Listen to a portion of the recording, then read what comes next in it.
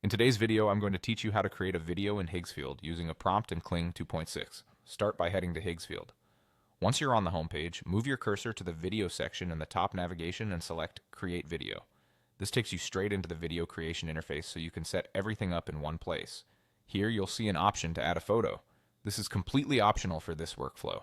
If you already have a reference image that represents the style or the subject you want, you can upload it to guide the look and composition. If not, you can skip it and rely entirely on your prompt. The prompt is the heart of this process. Clear, specific instructions will shape the scene, motion, and mood of your video. If you're not sure where to start, use an AI assistant like ChatGPT or Gemini to generate a polished prompt. Aim to include the subject, the action, the setting, the visual style, and any camera movement. For example, you might write a cinematic close-up of a paper airplane gliding across a sunlit classroom, shallow depth of field, soft bokeh, gentle camera pan, natural lighting, 8 seconds. The more precise you are, the better the result. If you added a photo, make sure the prompt complements it rather than contradicts it. Next, decide what you want to do with audio. There's a simple toggle that lets you enable or disable it.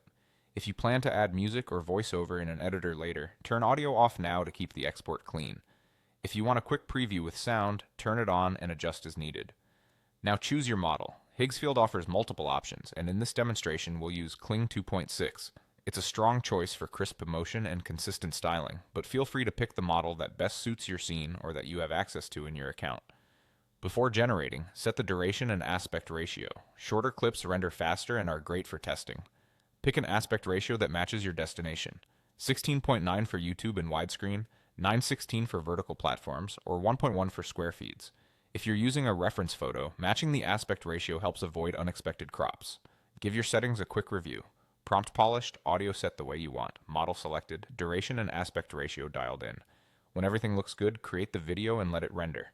That's it, you're done. Once the preview loads, watch it through and note anything you might refine in your next iteration, such as tightening the prompt or adjusting the length.